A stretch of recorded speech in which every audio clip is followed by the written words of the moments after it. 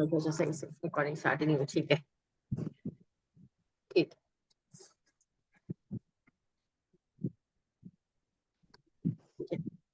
بسم اللہ الرحمن الرحیم. حضرت امیر معاویہ رضی اللہ عنہ کی خلافت کے اہم واقعات. حضرت امیر معاویہ رضی اللہ عنہ تخت خلافت پر متمکن ہوئے تو عالم اسلام میں عقائد و اعمال کے اعتبار سے 3 قسم کے لوگ موجود تھے. پہلا گروہ شیعان علی رضی اللہ عنہ کا تھا. یہ لوگ حضرت علی کو مستحق خلافت سمجھتے اور اب ان کے بعد انہی کی اولادوں کو منصب خلافت کا حقدار مانتے تھے. یہ گروہ عراق و ایران میں زیادہ آباد تھا اور مصر میں بھی اس خیال کے لوگ بکثرت پائے جاتے تھے. مگر امام حسن رضی اللہ عنہ کی خلافت کے چھوڑ دینے اور امیر معاویہ رضی اللہ عنہ کے ساتھ صلح کر لینے سے اس گروہ کی تعداد پہلے سے کم ہو گئی تھی. دوسرا گروہ شیعان معاویہ یا شیعان بنو امیہ تھا. اس گروہ میں تمام ملک شام اور بنو کلب وغیرہ یا بعض حجازی قبائل بھی شامل تھے. یہ لوگ حضرت عثمان رضی اللہ عنہ کے قتل کی وجہ سے امیر معاویہ اور بنو امیہ ہی کو مستحق خلافت سمجھتے اور ان کی امداد و اعانت کے لیے ہر طرح آمادہ تھے. تیسرا گروہ خوارج کا تھا. یہ لوگ شیعان علی رضی اللہ عنہ اور شیعان بنو امیہ دونوں کو گمراہ اور کافر یقین کر کے ان کے مقابلے میں ہر قسم کی قوت و شدت کام میں لاتے تھے. اچھا یہ خوارج کا گروہ تھا. یہ ٹھیک ہو گیا. انہی میں منافق اور سازشی لوگ بھی جو متفقہ طور پر عالم اسلام کے دشمن تھے ملے جلے رہتے تھے. ان خوارج کی تعداد زیادہ تر ملک عراق یعنی بصرہ و کوفہ و ایران میں موجود تھی. ان تینوں گروہوں کے علاوہ ایک چوتھا گروہ بھی ایسے لوگوں کا موجود تھا جو ان تمام جھگڑوں اور ہنگاموں سے الگ تھلگ رہنا اور خاموشی اور گوشہ نشینوں کی زندگی بسر کرنا چاہتے تھے. ان لوگوں میں اکثر جلیل القدر صحابہ رضی اللہ عنہم شامل تھے. یہ لوگ زیادہ تر مدینہ منورہ اور مکہ مکرمہ میں پائے جاتے اور حجاز کے دیہات یا اونٹوں کی چراگاہوں میں زندگی بسر کرتے تھے. امیر معاویہ کو خلیفہ ہوتے ہی سب سے پہلے خوارج کا مقابلہ کرنا پڑا. جب ربیع الاول سن 41 ہجری کے آخری عشرے میں صلح نامہ تحریر ہوا اور کوفہ میں حضرت امیر معاویہ کے ہاتھ پر بیعت عامہ ہوئی تو فروہ بن نوفل اشجعی خارجی 500 خارجیوں کی جمعیت لے کر اعلانیہ مخالفت پر آمادہ اور کوفہ سے فردہ نکل کر مقام نقلیہ میں جا کر خیمہ زن ہوا. امیر معاویہ نے ان لوگوں کے ساتھ زیادہ سختی و تشدد کو مناسب نہ سمجھ کر تدبیر سے کام لیا. اہل کوفہ کو جمع کر کے نصیحت کی اور کہا یہ لوگ تمہارے ہی بھائی بند ہیں, تم ہی ان کو سمجھاؤ اور جنگ و مخالفت کے بد نتائج سے آگاہ کرو. قبیلہ اشجع کے لوگوں کو پر یہ اثر ہوا کہ وہ گئے اور فروہ بن نوفل اشجعی کو پکڑ کر باندھ لائے. خارجیوں نے عبداللہ بن ابی الہوسا کو اپنا سردار بنا لیا اور صلح کی طرف قطعاً اپنا میلان ظاہر نہ کیا. آخر کوفیوں نے ان کا مقابلہ کیا. عبداللہ لڑائی میں مارا گیا. اس کے بعد ان کی تعداد صرف 150 رہ گئی اور حوصرہ صدیق کو انہوں نے اپنا سردار بنا لیا. ان بقیہ لوگوں کو بھی مصالحت کی دعوت دی گئی لیکن انہوں نے لڑ کر مر جانا پسند کیا اور مصالحت کی طرف متوجہ نہ ہوئے. آخر ابو حوصرہ اور اس کے ہمراہی لڑ کر مارے گئے اور کچھ لوگ عراق اور ایران کے مختلف شہروں میں چلے گئے. یہ پہلا مقابلہ امیر معاویہ کو خلیفہ مقرر ہوتے ہی کوفہ میں پیش آیا اور ساتھ ہی خارجیوں کی اس قسم کی جمعیت کا حال معلوم ہوا کہ ہر شہر میں موجود اور تمام عراق میں پائی جاتی ہیں. عمال کا تقرر. حضرت امیر معاویہ نے مصر کی حکومت تو پہلے ہی حضرت عمر بن العاص کو دے دی تھی. اب تمام عالم اسلام کے خلیفہ ہونے پر سعید بن عاص کو مکہ کا اور مروان بن حکم کو مدینہ کا حاکم مقرر کیا. سعید و مروان دونوں ان کے رشتہ دار تھے, اس لیے مکہ و مدینہ میں انہوں نے ان دونوں کو مامور مقرر فرمایا تاکہ عالم اسلام کے ان دونوں مرکزی شہروں میں ان کے خلاف کوئی گروہ پیدا اور کوئی سازش کامیاب نہ ہو. وہ ہر سال حج کے لیے خود نہیں جاتے تھے, اس لیے انہیں دونوں میں سے کوئی ایک امیر حج بھی ہوتا تھا. ان کو اس بات کا بھی خیال تھا کہ مکہ و مدینہ کی مرکزیت سے فائدہ اٹھا کر ان دونوں میں سے کوئی ایک اگر چاہے تو ان کے خلاف طاقت و اثر پیدا کر سکتا ہے. لہٰذا وہ ان دونوں کو ہر سال ایک دوسرے کی جگہ تبدیل کرتے رہتے تھے. کوفہ میں بیعت خلافت لینے کے بعد حضرت امیر معاویہ نے مغیرہ بن شعبہ کو کوفہ کا گورنر مقرر فرمایا اور سمجھایا کہ خوارج کے فتنے کو جس طرح ممکن ہو دور کرو. باقی صوبوں اور ولایتوں کے حاکموں کے نام پروانے بھیجے اور ان کو لکھا کہ لوگوں سے ہماری نام پر بیعت لے لو اور اپنے آپ کو ہماری جانب سے منسوب و معمور سمجھو. فارس کی حکومت پر حضرت علی رضی اللہ عنہ نے زیاد بن ابی سفیان کو مقرر معمور کر رکھا تھا. زیاد شان علی میں سے سمجھا جاتا تھا. زیاد کی عقل و دانائی تمام ملک عرب میں مشہور تھی. فارس کے صوبے پر زیاد کی حکومت نہایت عمدگی سے قائم تھی. حضرت امیر معاویہ کو یہ فکر پیدا ہوئی کہ اگر زیاد منحرف ہو کر حضرت علی کی اولاد میں سے کسی کو خلیفہ بنا کر اس کی بیعت کر لے اور مجھ سے باغی ہو جائے تو بڑی مشکل پیش آئی. اس لیے انہوں نے زیاد کو قابو میں لانے کی تدبیر سب سے مقدم سمجھی. زیاد بن ابو سفیان. اچھا یہ زیاد جو تھے یہ ان کے امیر معاویہ کے بھائی تھے نا؟ جی جی، نہیں زیاد بن ابی سفیان بھائی تھے جو نا؟ تھے ہاں وہ یہ ان کے بھائی تھے، لیکن ان کی والدہ جو تھی وہ اور تھی، حضرت معاویہ وہ کی. عدد ہاں ہاں، ابھی ان کا ہاں ان تعارف کے نہیں بھائی ہوا. تھے نا. صحیح ٹھیک ٹھیک ٹھیک. زیاد کی ماں سمیہ حارث بن کلاب ثقفی کی لونڈی تھی. زیاد کے باپ کی نسبت لوگوں کو کچھ شبہ تھا. حقیقت یہ تھی کہ سمیہ کے ساتھ ابو سفیان نے زمانہ جاہلیت میں نکاح کیا اور ابو سفیان کے نطفے سے زیاد کی پیدائش ہوئی تھی. زیاد کی شکل و صورت بھی ابو سفیان رضی اللہ عنہ کی اس سے بہت مشابہ تھی. لیکن ابو سفیان کے خاندان والے اور امیر معاویہ زیاد کو ابو سفیان کا بیٹا تسلیم نہ کرتے تھے. زیاد نے جب یہ سنا کہ امیر معاویہ کو خلیفہ وقت تسلیم کر لیا گیا ہے تو انہوں نے بیعت کرنے اور امیر معاویہ کو خلیفہ تسلیم کرنے میں تعامل کیا. امیر معاویہ نے اس موقع پر یہی مناسب سمجھا کہ مغیرہ بن شعبہ کو جو زیاد کے دوست بھی ہیں امان نامہ دے کر زیاد کے پاس بھیجیں اور ان کو ابو سفیان کا بیٹا تسلیم کر کے اپنے خاندان اور نسب میں شامل کر لیں. چنانچہ مغیرہ بن شعبہ امان نامہ لے کر زیاد کے پاس فارس گئے اور وہاں کے تمام حساب و کتاب اور خزانے کی تصدیق کر کے زیاد کو اپنے ہمراہ امیر معاویہ کے پاس لے آئے. امیر معاویہ رضی اللہ عنہ نے زیاد کی خوب آؤ بھگت کی. ان کو اپنا بھائی تسلیم کر لیا. تمام تحریروں میں ان کا نام ابن ابی سفیان لکھا جانے لگا.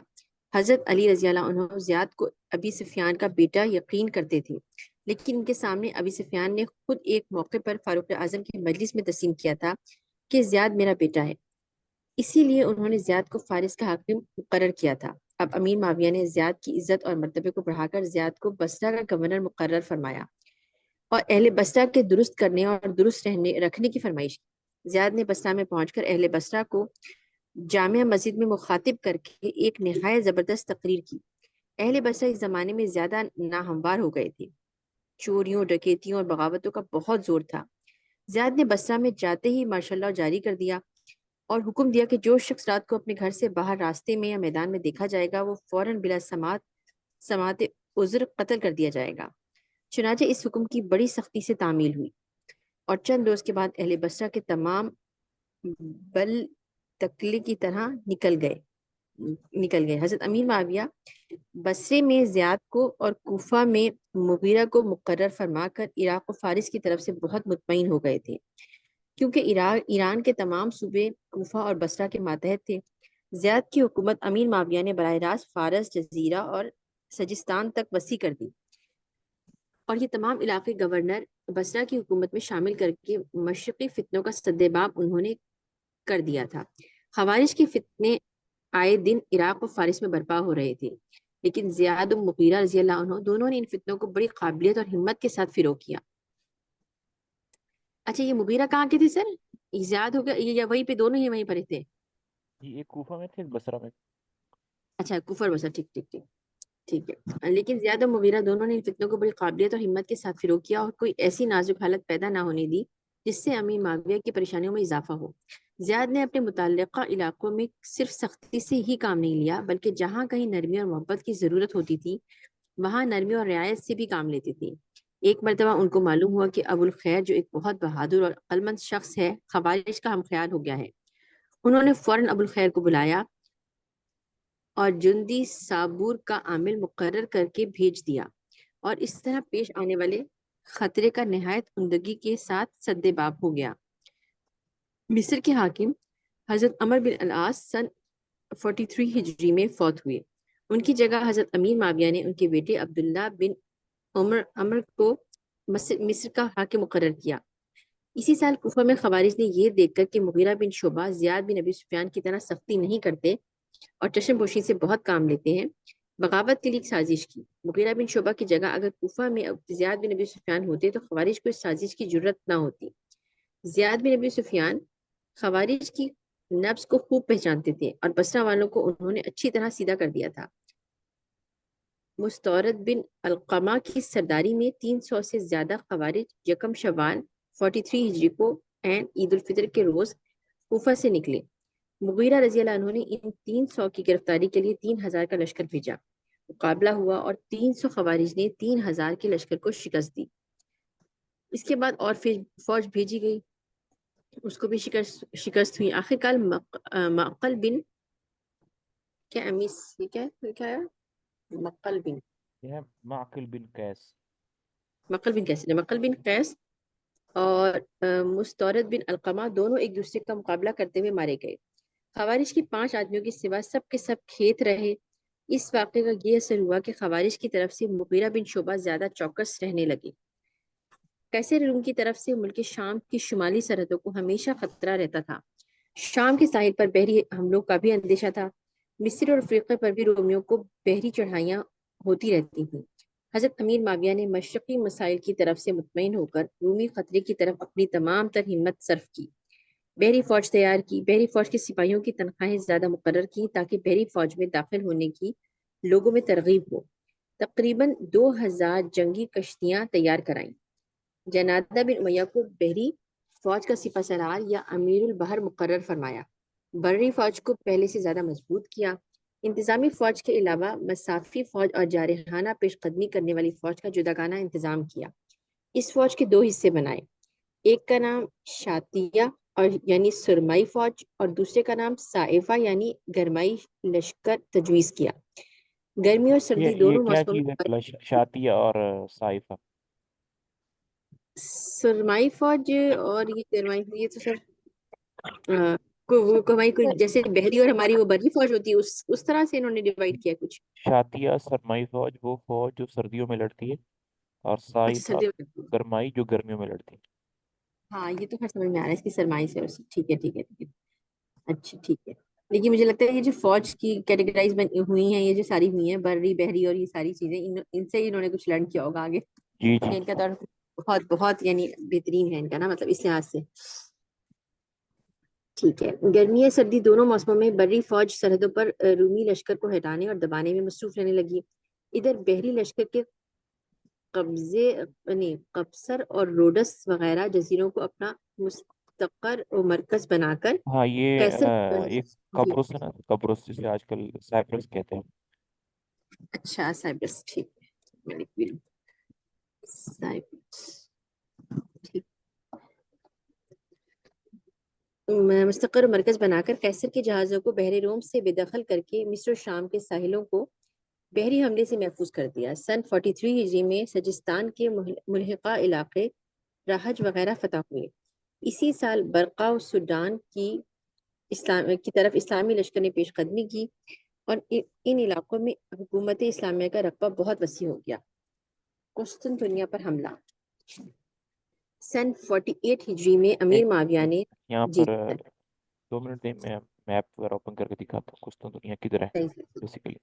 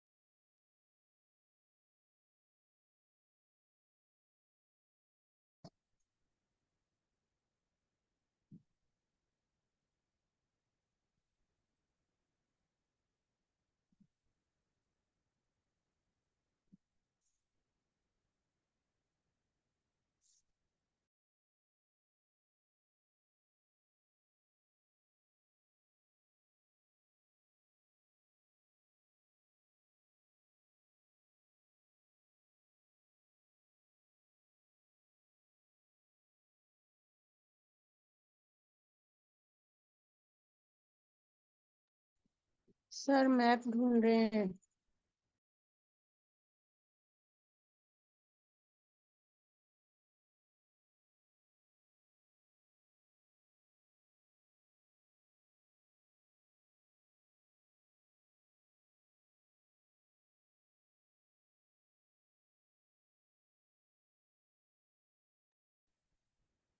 جی نظر آ رہا ہے میپ؟ جی سر. جی جی سر آ رہا ہے. ہاں آپ لوگ اس کو زوم کر سکتے ہیں اپنی اسکرین کے اوپر. تو یہ دیکھیں، یہ جو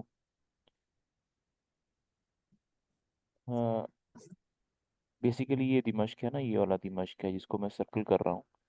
یہ ابھی مسلمانوں کا جو ہے دارالحکومت ہے، جس میں حضرت امیر معاویہ رضی اللہ تعالیٰ عنہ ہے. اور اچھا اس ایریے کو ہم کہتے ہیں مشرقی حصہ، جس میں عراق ہے، یہ کوفہ ہے یہ والا، اور یہ بصرہ ہے. اچھا، یہ انفارمیشن اور جہاں پہ وہ قرطبہ اور یہ زیاد بن ابی سفیان کی حکومت ہے، دونوں جو پہ نا. ہاں، اور یہ سجستان ہے صحیح. جو کہ بالکل مشرقی ایسٹ میں ہے. اور یہ بالکل سوڈان ہے جو کہ حضرت امیر معاویہ کے زمانے میں گیا ہے. اور یہ آپ کو یہ جزیرہ ہے قبرص، یہ والا، اچھا جسے آج کل ہم سائپرس کہتے ہیں.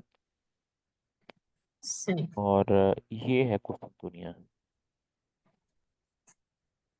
اچھا، قسطنطنیہ کا علاقہ کافی بڑا تھا، یعنی کہ یہ جی چھوٹا جی. سا ہی ہے. جیسے آج کل تو قسطنطنیہ اس میں ہے نا، ترکی میں ہے. کہاں پر ہے ترکی؟ ہاں ترکی میں ہے قسطنطنیہ. اچھا، پورا ترکی قسطنطنیہ میں ہی شامل ہے. جی جی. اچھا اور یہ روما ہے. روما جو ہے وہ اٹلی کا شہر ہے. اور سر قسطنطنیہ جو ہے وہ ترکی کے ہی ایک بادشاہ جان سے تھے، انہوں نے فتح کیا تھا نا. نہیں، قسطنطنیہ ابھی آئے گا، وہ مسلمانوں کے ہاتھ میں تو یہاں سے اب قسطنطنیہ کو فتح کرنا، یہ والا ایریا جو ہے. تو اس کے لیے راستے میں سمندر آتا ہے، تو اس کے لیے کشتیاں وغیرہ چاہیے. اور یہ فرسٹ ٹائم ایسا ہو رہا ہے کہ مسلمان کسی جائیں گے. یہ پورا بحری راستہ ہے، اس لیے ان کو کشتیاں چاہیے پورا کا پورا. ہوں. تو یہ جو گرین پیچھے لے کے جاتا ہوں تھوڑا، تاکہ یہ جو کلرز ہیں آپ کو مختلف کلرز نظر آ رہے ہوں گے. جی جی. ہاں تو یہ جو ایریا ہے جو کہ یہ والا، یہ نبی صلی اللہ علیہ وسلم کے زمانے میں فتح ہوا. پھر یہ والا حضرت ابوبکر کے زمانے میں. گرین والا جو پارٹ ہے، گرین والا، یہ والا گرین، اور یہ حضرت عمر کے زمانے میں فتح ہوا سارا کا سارا. اچھا اور جو پرپل ایریا ہے، یہ جو والا، یہ والا اور یہ والا، یہ حضرت عثمان کے زمانے میں فتح ہوا. ٹھیک ہے. صحیح. اور یہ جو آپ کو لال لال لال نظر آ رہے ہیں، یہ والے، جی. اور یہ وہ جگہ ہے جہاں پر بڑے بڑے واقعات ہوئے ہیں، بڑی بڑی جنگیں ہوئی ہیں. جیسے قادسیہ کی جنگ بہت بڑی ہوئی تھی. ٹھیک ہے. اچھا اور اسکندریہ کی جنگ بڑی ہوئی تھی. تو یہ وہ پوائنٹ ہے. اس کے علاوہ یہ جو آپ کو اس طرح کے ایرو نظر آ رہے ہیں، یہ وہ جنگیں ہیں جس میں حضرت حسن اور حسین رضی اللہ تعالیٰ عنہ نے شرکت کی ہے. یہ دو ہی ہیں. ایک کہاں پہ کہہ رہے ہیں آپ سر؟ یہ وہ جنگیں ہیں جس میں حضرت حسن اور حسین رضی اللہ عنہما نے شرکت کی ہے. نہیں، اس کو آپ نے مینشن کہاں پہ کیا ہے یہاں پہ؟ یہ بالکل آپ کے لیفٹ پہ، یہاں پر یہ والا ایریا جو ہے، یہ جو ایرو نظر آ رہے ہیں، یہ اچھا اچھا. نہیں نظر آ رہے ایرو؟ سرکل کر رہا ہوں اس کو میں. مجھے تو نظر نہیں آ رہا. یلو کلر کا جون سر. یہ آپ نے زوم زیادہ کر لیا ہوگا شاید. اچھا صحیح. ہاں ہاں صحیح. یہ والا ہے. اور یہ دو جنگیں. اچھا ٹھیک ہے، ٹھیک ہے، آپ صحیح ہو گیا، کلیئر ہو گیا. جی جی سر، ٹھیک ہو گیا. ٹھیک اب ہو گیا. اب یہ ایریا رہ گیا ہے یہ والا، جس کو ہم، یہ حضرت علی رضی اللہ تعالیٰ کے زمانے میں فتح ہوا، یہ والا ایریا.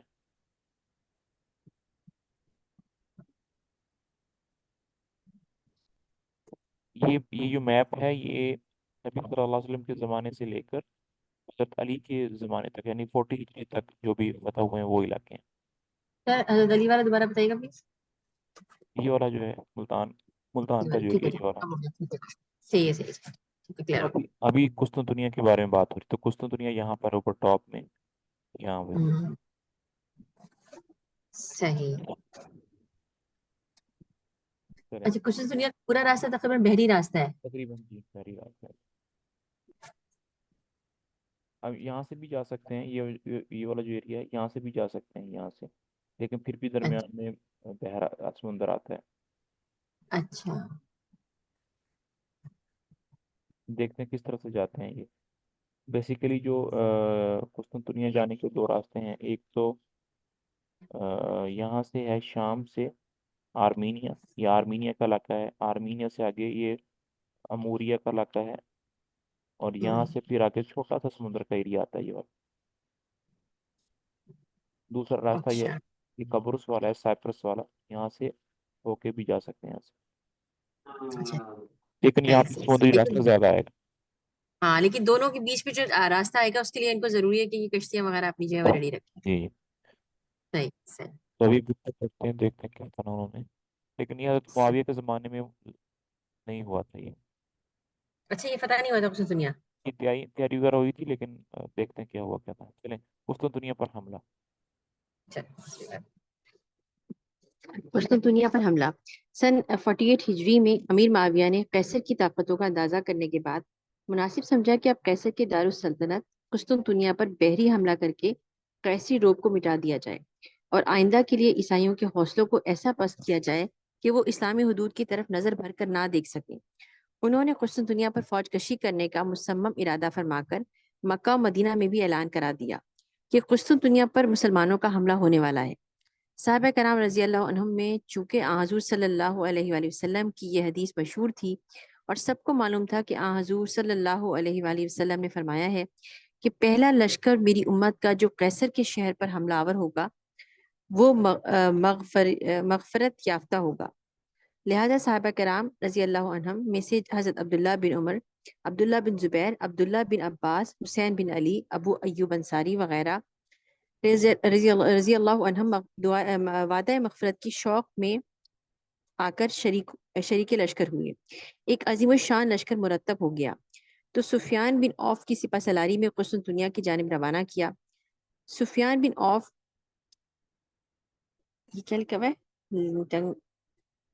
سفیان بن عوف ماتحتی میں اپنے بڑے بیٹے یزید کو بھی جو سائفہ فوج کا افسر تھا ایک حصہ فوج کا سپہ سالار بنا کر روانہ کیا. اچھا یہ سر یہ کوئی اور یہی ان کے بیٹے یزید ہیں یہ. پتہ نہیں یہاں پر کیا لکھا ہوا ہے, سفیان بن عوف کی ماتحتی میں اپنے بڑے بیٹے یزید کو بھی. ہاں وہی ہے. جی ٹھیک. وہی ہے نا. ہاں ٹھیک ہے لیکن اس کی اپنے جو ہاں اس کے وہ جو کہتے ہیں چیف آف آرمی اسٹاف ہیں ان کے, وہ سفیان بن عوف. اچھا سفیان بن عوف اور ٹھیک یزید ہے. جو ہے وہ ان کی ماتحتی میں ہے, فوج کا حصہ اچھا ہے. ان کی مدد میں. اچھا دو فوجیں ہیں نا, ایک سائفہ فوج ہے ایک شاتیہ فوج ہے. تو یزید جو صحیح تھا وہ سائفہ فوج جو گرمیوں میں لڑتی ہے اس کا افسر تھا. اور صحیح صحیح صحیح. شاتیہ فوج کا جو افسر ہے وہ کوئی اور تھا. سفیان بن عوف دونوں فوج کا سپہ سالار تھا مین. اچھا ٹھیک ہے دونوں کے وہی ہو گئے. ٹھیک ہے ٹھیک ہے. سفیان بن عوف کے متحدی میں اپنے بڑے بیٹے یزید کو بھی جو سائفہ فوج کا افسر تھا ایک حصہ فوج کا سپہ سالار بنا کر روانہ کیا. یہ لشکر بحری راستے سے روانہ ہوا اور ایک بری راستے سے بھی قسطنطنیہ کی جانب روانہ کیا گیا. مسلمانوں نے قسطنطنیہ کا محاصرہ کیا. چنانچہ فصیل شہر مضبوط اور شہر کا محل وقوع قدرتی طور پر بے حد مضبوط تھا. لہٰذا یہ محاصرہ اور مسلمانوں کا حملہ کامیاب نہ ہوا. بعض بڑے بڑے جانباز شیر مرد اسلامی لشکر کے شہید ہوئے. حضرت ابو ایوب انصاری رضی اللہ عنہ نے اپنے اثناء محاصرہ ہی میں وفات پائی اور فصیل شہر کے نیچے دفن کیے گئے. سردی کی شدت اور قدرتی موانع کے سبب مسلمان قسطنطنیہ کو فتح کیے بغیر واپس چلے آئے. بظاہر یہ حملہ ناکام ثابت ہوا کیونکہ قسطنطنیہ پر مسلمانوں کا قبضہ نہ ہو سکا, لیکن نتائج کے اعتبار سے مسلمانوں کو بہت بڑی کامیابی حاصل ہوئی. یعنی قیصر اور قیصری لشکر نے مسلمانوں کے واپس جانے کو بہت ہی غنیمت سمجھا اور اس کے بعد قیصر کی طرف سے کسی حملہ آوری کا خطرہ بالکل دور ہو گیا. وہ تمام علاقے جو اب تک مسلمانوں اور عیسائیوں کے متنازع متنازع فی چلے آتے تھے مستقل طور پر مسلمانوں کے قبضہ و تصرف میں آ گئے۔ سن 50 ہجری میں حضرت امیر معاویہ نے عقبہ بن نافع کو مصر و برقہ و سوڈان کا سپہ سالار بنا کر بھیجا اور بعد میں 10,000 کا لشکر ان کے پاس بھیج کر حکم دیا کہ مغرب کی جانب براعظم افریقہ کو فتح کرتے ہوئے چلے جائیں۔ بربری لوگوں کی اب تک یہ حالت رہی تھی کہ جب کبھی اسلامی لشکر ان کے علاقے میں پہنچتا وہ مسلمانوں کے فرما بردار بن جاتے، جب مسلمانوں کو غافل اور دوسری طرف مصروف دیکھتے باغی ہو کر اپنا خود مختاری کا اعلان کر دیتے۔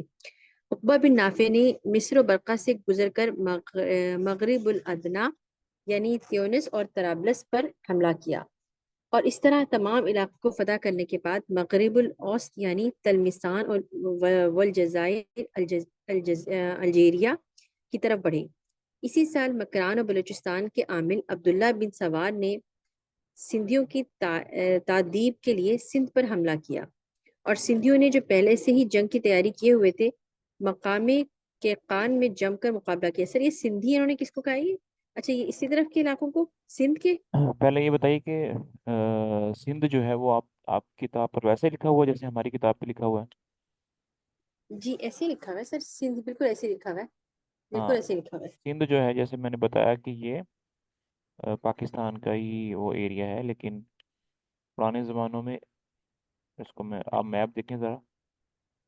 اچھا سب سے پہلے یہ دیکھیں کہ عقبہ بن نافع عقبہ بن نافع کے بارے میں شاید آپ لوگوں نے ایک واقعہ سنا ہو کہ وہ جس کے بارے میں آتا ہے نا، بحر ظلمات میں دوڑا دیے گھوڑے ہم نے۔ جی ہاں، وہ عقبہ بن نافع کے بارے میں آتا ہے کہ وہ اتنا آگے چلتے گئے فتح کرتے کرتے کہ آگے سمندر آ گئے، تو وہ عقبہ بن نافع کے بارے میں ہے۔ تو سب سے پہلے میپ کے اوپر دیکھیں انہوں نے مصر کا، یہ مصر ہے، یہ برقہ ہے، یہ طرابلس ہے، ٹھیک ہے۔ ان ایریوں کے ہوں، تھے وہ حضرت عقبہ بن نافع یہاں پر تھے۔ اس کے بعد یہ دیکھیں لیفٹ رائٹ سائڈ پہ آسیہ یہاں پہ لکھا ہوا ہے، ایشیا، یہ ملتان کا ایریا ہے، یہ سندھ کا ایریا ہے۔ اس زمانے میں جیسے ہم نے پہلے لیکچرز میں دیکھا تھا کہ اس زمانے میں ابھی جو پاکستان ہے، جیسے انڈیا ہے، پاکستان ہے، بنگلہ دیش ہے، اس زمانے میں اس پورے خطے کی صرف دو ہی تقسیمیں تھیں۔ کون کون سی بلا؟ جی سندھ اور ہند۔ سندھ اور ہند۔ تو اوپر آپ کو سندھ نظر آئے گا یہ والا، جو کہ فتح ہو چکا تھا خلفۂ راشدین کے زمانے میں، اور نیچے ہند ہے۔ اچھا ہاں، تو کراچی وغیرہ سے لے کر دہلی تک، مطلب یہ سارے کے سارے، حیدرآباد ہے، پھر آگے ملتان ہے، لاہور ہے، دہلی تک، یہ اس کو سندھ کہتے تھے۔ اور اس کے بعد جو ہوں، اگلا ایریا ہے اس کو ہند کہتے تھے۔ ایک بادشاہ سندھ کا ہوا کرتا تھا اور ایک بادشاہ ہند کا ہوا کرتا تھا، بس یہ دو ہی تقسیمیں تھیں۔ اچھا صحیح۔ تو سندھ میں اور تو اچھا مطلب تقریباً ہمارا پورا پاکستان ہی آ جائے گا جی جی سندھ میں جی جو ہے؟ جی، بلکہ اس سے بھی زیادہ ایریا آئے گا، یہ ملتان کا ایریا بھی دیکھیں آپ اس میں ہے۔ اچھا تو یہ کرمان ہے، یہ سارے کے سارے، سجستان ہے، یہ سارے کے سارے یہ یہاں کی بات ہو رہی ہے۔ صحیح صحیح ہاں، تو صحیح بیسیکلی صحیح۔ یہ حضرت امیر معاویہ دمشق میں ہے یہاں پر، تو وہ ایٹ اے ٹائم اپنے رائٹ سائڈ پہ یہاں بھی لڑ رہے ہیں، اس طرف بھی، اور اپنے لیفٹ سائڈ پہ مغرب کی طرف بھی لڑ، مغرب اور مشرق دونوں میں جنگ ہو رہی اچھا ہے۔ ٹھیک ہے۔ اچھا یہ عقبہ بن نافع جو آپ نے کہا تھا سر، یہ کہاں پہ تھے دوبارہ بتائیے گا؟ یہاں پہ میپ پہ؟ اچھا میں چلا گیا، نہیں نہیں، میپ یہ بھی چلا گیا۔ اس میں اچھا مغرب میں تھے نا، مغرب، اچھا مغرب میں، یہ صحیح۔ والے جو ایریا ہے، برقہ ہے، یہ طرابلس ہے، یہ والا جو اچھا آج کل اس میں ہے، تیونس میں ہے، الجیریا میں ہے۔ اچھا ٹھیک ہے سر، یہ میپ بھی شیئر کر دیجیے گا، اس میں اسکرین شاٹ تو اس کا لے لیا۔ جی میں نے شیئر کیا وہ صحیح، گروپ کے اندر۔ اچھا کیا ویسے، ٹھیک ہے ٹھیک ہے۔ اچھا سر، اچھا یہ وہی میپ ہے جس کو پھر آپ شیئر میں بتا رہے تھے؟ چلیں، یزید کی ولی عہدی۔ اچھا یہاں سے پڑھ لیتے ہیں، ٹھیک ہے۔ یزید کی ولی عہدی۔ اسی سال یعنی سن 50 ہجری میں مغیرہ بن شعبہ کوفہ سے دمشق آئے اور انہوں نے حضرت امیر معاویہ رضی اللہ عنہ سے کہا کہ میں نے حضرت عثمان غنی رضی اللہ عنہ کی شہادت کا واقعہ مدینہ میں دیکھا ہے اور تمام نظارے میری آنکھوں میں گھوم رہے ہیں۔ کہ خلافت کے متعلق مسلمانوں میں کیسی کیسی ہنگامہ آرائیاں ہوئی ہیں۔ بس میرے نزدیک مناسب یہ ہے کہ آپ اپنے بیٹے یزید کو اپنے بعد خلیفہ نامزد فرما دیں۔ اسی میں مسلمانوں کی بہتری اور رفاہیت ہے۔ امیر معاویہ کو اب تک اس کا خیال بھی نہ گزرا تھا کہ اپنے بیٹے کو خلیفہ بنانے کی تمنا کریں۔ مغیرہ بن شعبہ سے یہ الفاظ سن کر پہلی مرتبہ ان کی توجہ اس طرف مائل ہوئی۔ انہوں نے مغیرہ سے کہا، کیا یہ ممکن ہے کہ لوگ میرے بعد میرے بیٹے کی خلافت کے لیے بیعت کر لیں؟ مغیرہ نے کہا کہ یہ بات بڑی آسانی سے ممکن ہے۔ کوفہ والوں کو میں آمادہ کر لوں گا، بصرہ والوں کو زیاد بن ابی سفیان مجبور کر دیں گے۔ مکہ و مدینہ میں مروان بن حکم اور سعید بن عاص رضی اللہ عنہ لوگوں کو ہموار کر سکیں گے۔ ملک شام میں کسی قسم کی مخالفت کا امکان ہی نہیں۔ یہ سن کر امیر معاویہ نے مغیرہ رضی اللہ عنہ کو کوفہ کی جانب واپس بھیجا کہ وہاں جا کر اس کام کو انجام دو۔ اسی واقعے کو ایک دوسری روایت میں اس طرح لکھا ہے کہ حضرت امیر معاویہ نے مغیرہ بن شعبہ حاکم کوفہ کو لکھا کہ تم میرا یہ خط پڑھتے ہی اپنے آپ کو معزول سمجھو گے، مگر جب یہ خط مغیرہ کے پاس پہنچا تو انہوں نے اس کی تعمیل میں دیر کی۔ جب وہ امیر معاویہ کے پاس گئی تو انہوں نے تعمیل حکم میں دیر کرنے کی وجہ دریافت کی۔ مغیرہ رضی اللہ عنہ نے کہا کہ دیر کی وجہ یہ تھی کہ میں ایک خاص کام کی تیاری میں مصروف تھا۔ امیر معاویہ نے یہ سن کر پوچھا، وہ کیا کام تھا؟ مغیرہ نے کہا کہ میں لوگوں سے تمہارے بیٹے یزید کی آئندہ خلافت کے لیے بیعت لے رہا تھا۔ امیر معاویہ رضی اللہ عنہ یہ سن کر خوش ہو گئے اور انہوں نے مغیرہ کو پھر بحال کر کے کوفہ کی جانب روانہ کر دیا۔ جب دمشق سے کوفہ میں واپس آئے تو کوفہ والوں نے پوچھا کہ کہیں کیا گزری؟ انہوں نے جواب دیا کہ میں معاویہ رضی اللہ عنہ کو ایک ایسی دلدل میں پھنسا آیا ہوں کہ وہ اس سے قیامت تک نہیں نکل سکتا۔ اللہ اکبر کبیرہ۔ بہرحال اس میں شک نہیں ہے کہ امیر معاویہ کو مغیرہ بن شعبہ ہی نے ایک ایسے کام پر آمادہ کیا جس سے آئندہ مسلمانوں میں باپ کے بعد بیٹا بادشاہ ہونے لگا اور مشورہ و انتخاب کا دستور جاتا رہا۔ اسی لیے سر وہ جو خلافت اور ملوکیت پہ بہت زیادہ بات ہوتی ہے وہ اسی حساب سے ہوتی ہے نا سارا، کہ بادشاہت کا نظام جو تھا وہ یہاں سے پھر شروع ہوا تھا۔ یہ جی جی، یہاں سے شروع ہوتا ہے۔ لیکن صحیح۔ لیکن یہ جو بادشاہت ہے اس کے بارے میں حدیث جی، میں ہے کہ یہ بادشاہت رحمت والی ہے۔ اچھا، ہاں، حضرت صحیح، امیر معاویہ کی جو بادشاہت ہے وہ رحمت والی ہاں، کاؤنٹ ہوتی ہے۔ اس کے بعد پھر حالات خراب ہوئے نا۔ اس کے بعد خون خوار ہلاکت ہوگی جو کہ بادشاہت ہوگی جو کہ یزید کا اس کے آنورڈز جو ہے۔ ٹھیک ٹھیک ٹھیک ٹھیک۔ یزید امیر معاویہ کا بیٹا تھا۔ باپ کو بیٹے کے ساتھ محبت ہونا اور باپ کا بیٹے کی حکومت و عزت کو بڑھانے کی کوشش کرنا ایک فطری تقاضا ہے۔ اس لیے امیر معاویہ رضی اللہ عنہ کچھ نہ کچھ معذور بھی سمجھے جا سکتے ہیں، لیکن مغیرہ بن شعبہ رضی اللہ عنہ کی طرف سے کوئی معذرت پیش نہیں ہو سکتی۔ مغیرہ رضی اللہ عنہ نے کوفہ میں آ کر وہاں کے شرفاء اور رؤساء کو بلا کر اس بات پر آمادہ کیا کہ یزید کی ولی عہدی پر رضامند ہو جائیں۔ جب کوفہ کے بعض سے لوگ اس بات پر رضامند ہو گئے اور انہوں نے اس بات کو تسلیم کر لیا کہ آئندہ مسلمانوں کو فتنہ و فساد اور خون ریزی سے اس طرح نجات مل سکتی ہے کہ امیر المومنین اپنے بیٹے کو ولی عہد نامزد فرما دیں، تو مغیرہ رضی اللہ عنہ نے اپنے بیٹے موسیٰ کے ہمراہ اکابر کوفہ کا ایک وفد امیر معاویہ کے پاس روانہ کیا۔ ان لوگوں نے دمشق میں حاضر ہو کر امیر معاویہ کی خدمت میں عرض کیا کہ ہم اس رائے کو پسند کرتے ہیں کہ یزید کی ولی عہدی کے لیے بیعت لے لی جائے۔ اس وفد کے آنے سے امیر معاویہ کے ارادے اور خواہش میں جو مغیرہ پیدا کر گئے تھے اور بھی قوت پیدا ہو گئی۔ انہوں نے وفد مذکورہ کو عزت کے ساتھ رخصت کیا اور کہا کہ جب وقت آئے گا تو تم لوگوں سے بیعت لے لی جائے گی۔ امیر معاویہ رضی اللہ عنہ بہت دور اندیش اور احتیاط کو کام میں لانے والے تھے۔ وہ یہ اندازہ کرنا چاہتے تھے کہ عالم اسلام کی کثرت آرا ان کی خواہش کے موافق ہے یا نہیں۔ اب انہوں نے ایک طرف مروان بن حکم والی مدینے کو اور دوسری طرف زیاد بن ابی سفیان والی بصرہ کو لکھا کہ میں اب بوڑھا ہو گیا ہوں، مجھ کو خوف ہے کہ میرے بعد مسلمانوں میں خلافت کے لیے فتنہ و فساد برپا نہ ہو۔ میں چاہتا ہوں کہ اپنی زندگی میں کسی شخص کو نامزد کر دوں کہ وہ میرے بعد خلیفہ ہو۔ بوڑھے لوگوں میں کوئی ایسا نظر نہیں آتا، نوجوانوں میں میرا بیٹا یزید سب سے بہتر معلوم ہوتا ہے۔ تم کو چاہیے کہ لوگوں کے ساتھ احتیاط سے اس معاملے میں مشورہ کرو اور ان کو یزید کی آئندہ خلافت کے لیے بیعت کرنے پر آمادہ کرو۔ زیاد بن ابی سفیان والی بصرہ کے پاس خط پہنچا تو انہوں نے بصرہ کے ایک رئیس عبید بن کعب نمیری کو بلا کر امیر معاویہ کا خط دکھایا۔ اور کہا کہ میرے نزدیک امیر المومنین نے اس معاملے میں عجلت سے کام لیا ہے اور اچھی طرح غور نہیں کیا، کیونکہ یزید ایک لہو و لعب میں مصروف رہنے والا نوجوان ہے۔ لوگوں کو اچھی طرح معلوم ہے کہ وہ سیر و شکار میں بہت مشغول رہتا ہے۔ وہ ضرور اس کی بیعت میں پس و پیش کریں گے۔ عبید بن کعب نے کہا کہ آپ کو امیر المومنین کی رائے کے خلاف اظہار رائے کی ضرورت نہیں۔ آپ مجھ کو دمشق بھیج دیجئے، میں یزید سے جا کر ملوں گا اور اس کو سمجھاؤں گا کہ تم اپنی حالت میں اصلاح پیدا کرو تاکہ تمہاری بیعت میں کوئی دقت اور رکاوٹ پیدا نہ ہو۔ یقین ہے کہ یزید ضرور اس نصیحت کو مان لیں گے۔ جب اس کی حالت میں خوشگوار تبدیلی پیدا ہوگی تو پھر لوگوں کو بھی بیعت میں کوئی تعامل نہ ہوگا اور امیر المومنین کا مقصد پورا ہو جائے گا۔ زیاد نے اس رائے کو پسند کر کے فوراً عبید کو دمشق کی جانب روانہ کر دیا۔ عبید نے یزید کو تمام نشیب و فراز سمجھائے اور یزید نے اپنی حالت میں نمایاں تبدیلی کر کے لوگوں کی زبانوں کو بند کر دیا۔ مدینہ منورہ میں جب مروان کے پاس یہ خط پہنچا تو اس نے شرفائے مدینہ کو جمع کر کے اول صرف اس قدر سنایا کہ امیر المومنین کا ارادہ ہے کہ وہ اپنی زندگی میں مسلمانوں کو فتنہ و فساد سے محفوظ رکھنے کے لیے کسی شخص کو اپنے بعد خلافت کے نامزد فرما دیں۔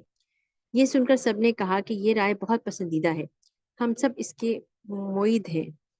چند روز کے بعد مروان بن حکم نے پھر لوگوں کو جمع کیا اور سنایا کہ دمشق سے امیر المومنین کا دوسرا خط آیا ہے۔ انہوں نے لکھا ہے کہ ہم نے مسلمانوں کی بہتری کو مد نظر رکھتے ہوئے یزید کو ولی عہدی کے لیے منتخب کیا ہے۔ یہ سن کر عبد الرحمن بن ابی بکر، عبداللہ بن عمر، عبداللہ بن زبیر اور حسین بن علی رضی اللہ عنہ نے سخت مخالفت کا اظہار کیا اور کہا کہ یہ انتخاب مسلمانوں کی بہتری کے لیے نہیں ہے بلکہ بربادی کے لیے کیا گیا ہے، کیونکہ اس طرح تو خلافت اسلامیہ قیصر و کسریٰ کی سلطنت کے مشابہ ہو جائے گی کہ باپ کے بعد بیٹا تخت نشین ہوا کرے۔ یہ انتخاب منشاء اسلام کے خلاف ہے۔ اس جگہ جملہ معترضہ کے طور پر اس طرف توجہ دلانا ضروری ہے کہ جب مدینہ منورہ میں مروان بن حکم نے امیر معاویہ کی منشا کا اعلان کیا ہے تو حضرت امام حسن کے انتقال کو چند ہی مہینے گزرے تھے۔ لوگوں کو عام طور پر اس بات کا بھی علم تھا کہ امام حسن سے مصالحت کرتے ہوئے عبداللہ بن عامر کی کوشش کے موافق امیر معاویہ رضی اللہ عنہ معاہدہ صلح میں اس اقرار کو اپنی طرف سے درج کرنے پر آمادہ تھے کہ ان کے بعد حضرت امام حسن رضی اللہ عنہ خلیفہ بنائے جائیں، لیکن امام حسن رضی اللہ عنہ نے یہ بات صلح نامہ میں درج نہیں کرائی۔ لوگوں کا خیال تھا کہ اگرچہ امام حسن رضی اللہ عنہ کی آئندہ خلافت کا کوئی تذکرہ عہد نامے میں نہیں ہوا، مگر عالم اسلام حضرت امام حسن رضی اللہ عنہ کی خلافت پر متفق ہو جائے گا۔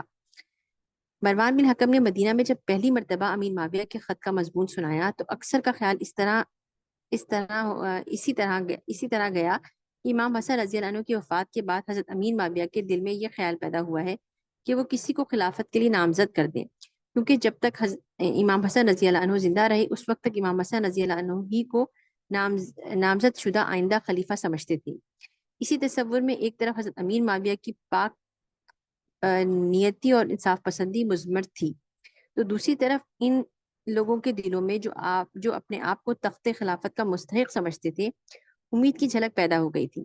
مروان نے جب دوسری مرتبہ یزید کی نسبت اعلان کیا تو وہ دونوں باتیں جو پہلے اعلان سے ثابت ہوئی تھیں یکلخت منہدم ہو گئیں، اور حسن رضی اللہ عنہ کی وفات کے بعد ہی اس کارروائی کے متعلق قسم قسم کے شبہات پیدا ہونے لگے۔ بعض لوگوں نے یہاں تک مضمون آفرینی کی کہ حضرت امیر معاویہ رضی اللہ عنہ ہی نے امام حسن رضی اللہ عنہ کو زہر دلوایا تھا۔ یزید کی ولی عہدی کے ابتدائی اعلان سے پیشتر کسی قسم کا وہم و گمان بھی اس طرف منتقل نہیں ہوا تھا۔ امام حسن رضی اللہ عنہ کی وفات اور امیر معاویہ کی کوشش و خواہش میں کوئی تعلق ہے یا نہیں، اس جگہ قارئین کرام کو اس طرف توجہ دلانا مناسب ہے کہ حضرت امیر معاویہ کا دامن زہر خورانی امام حسن رضی اللہ عنہ سے قطعاً پاک ہے، اور مغیرہ بن شعبہ نے حضرت امام حسن رضی اللہ عنہ کی وفات کے بعد حضرت امیر معاویہ کو یزید کی ولی عہدی کے متعلق توجہ دلائی تھی۔ خود ان کو تو پہلے ہی سے کوئی خیال ہی نہ تھا۔ مغیرہ بن شعبہ جس طرح یزید کی ولی عہدی میں محرک تھے، اسی طرح وہ اس کام کے سر انجام دینے کے لیے مہتمم اور سب سے زیادہ کوشش کرنے والے بھی تھے۔ حضرت امیر معاویہ رضی اللہ عنہ اہل مدینہ اور اہل حجاز کی مخالفت کا حال مروان بن حکم کے خط سے معلوم کرنے کے بعد کچھ خاموش تھے اور سوچ رہے تھے کہ اہل مدینہ کو کس طرح رضامند کیا جائے کہ اتنے میں خبر پہنچی کہ کوفہ میں مغیرہ بن شعبہ نے وفات پائی۔ یہ سن 51 ہجری کا واقعہ ہے۔ مغیرہ بن شعبہ کی خبر وفات سن کر انہوں نے زیاد بن ابی سفیان کو کوفہ کی حکومت بھی سپرد کر دی اور زیاد حاکم عراقین کہلائے. اچھا، دونوں حاکم عراقین یعنی کہ دونوں جگہوں کے حاکم ہیں. ہاں یعنی کوفہ اور بصرہ دونوں جگہ کے جو بس اچھا اس کو کہا ہے. ٹھیک ہے اچھا ٹھیک ہے. یہاں تک کافی آج